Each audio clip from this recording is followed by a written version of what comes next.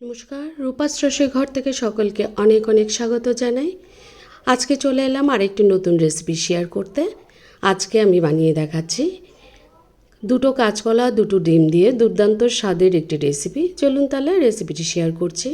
দুটো কাঁচকলা ধুয়ে পরিষ্কার করে নিয়েছি আর নিয়েছি দুটো ডিম। এই দুটো কাঁচকলা দুটো ডিম দিয়ে পুরো পরিবারের খাওয়া হয়ে যাবে, এত টেস্টি একটা রেসিপি।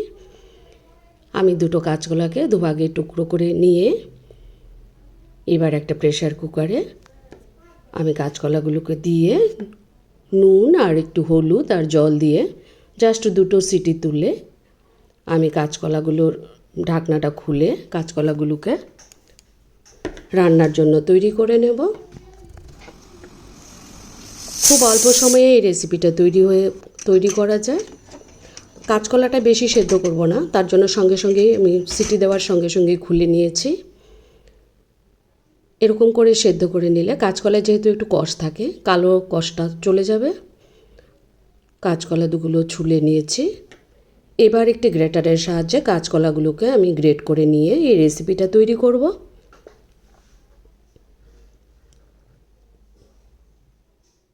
আমার কাঁচা কলাগুলো গ্রেট করা হয়ে গেছে। এবার একটা বাটিতে ট্রান্সফার করে দিচ্ছি।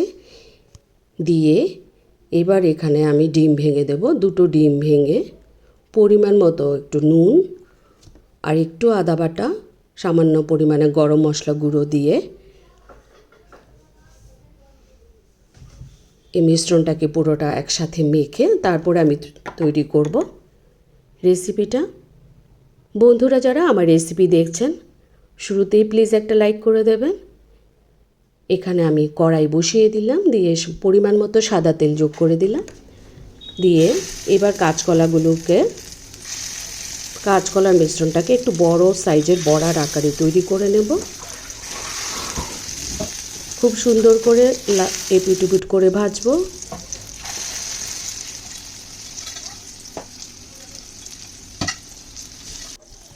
বন্ধুরা যারা আমার রেসিপি দেখছেন, ইউটিউব থেকে দেখে থাকলে আমার চ্যানেলটা সাবস্ক্রাইব করে অবশ্যই আমার পাশে থাকবেন। আর যদি ফেসবুক থেকে দেখে থাকেন, আমার পেজটা ফলো করে অবশ্যই আমাকে সাপোর্ট করবেন। কাঁচকলাগুলো উল্টে দিলাম, দুটো পিঠ সুন্দর করে ভেজে নেব। বাচ্চারা যখন কাঁচা কলার তরকারি খেতে চায় না, এরকম করে স্ন্যাক্স হিসাবেও বাচ্চাদের খাওয়ানো যেতে পারে।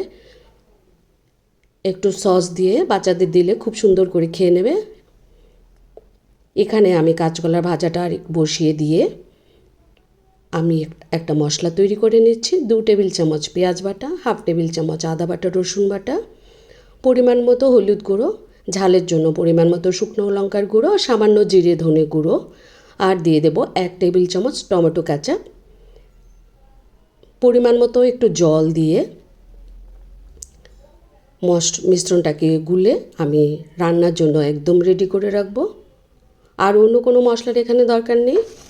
আমার বড়া ভাজা কিন্তু একদমই হয়ে গেছে। দেখুন বড়াগুলো এত ক্রাঞ্চি হয়েছে যে বাচ্চারা খুব অনায়াসে খেতে পারবে।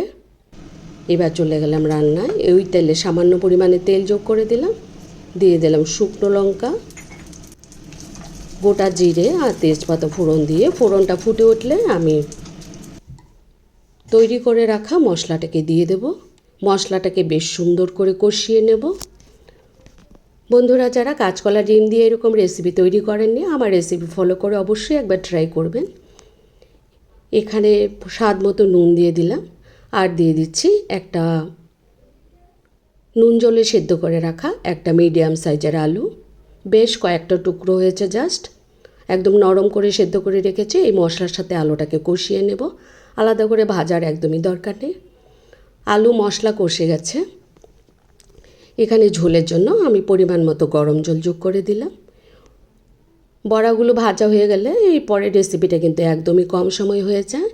ঝোলটা ফুটে উঠেছে, এখানে আমি বড়াগুলো যোগ করে দেব। বড়াগুলো যোগ করে দিয়ে ঝোলের সাথে খুব সুন্দর করে মিশিয়ে নেব।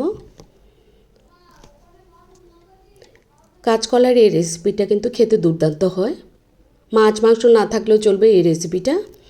দুটো বড়া দিয়ে একজনের খাওয়া হয়ে যাবে, এত সুন্দর একটা রেসিপি। আমার কিন্তু খুবই ভালো লাগে, আমি এই রেসিপিটা মাঝে মাঝেই করে থাকি। আমার রেসিপি কিন্তু একদমই তৈরি। এখানে গরম মশলা ছড়িয়ে দিলাম আর দিলাম সামান্য পরিমাণে ঘি। একটু নাড়াচাড়া করে এবার নামিয়ে পরিবেশন করে দেব।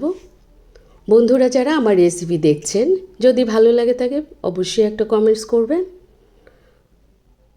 আর নিজেরাও বানিয়ে খাবেন। খেয়ে কমেন্টস করে জানাবেন কেমন হলো। আমি রেসিপিটা নামিয়ে পরিবেশন করে দিচ্ছি। ভাত রুটির সাথে দুর্দান্ত লাগে।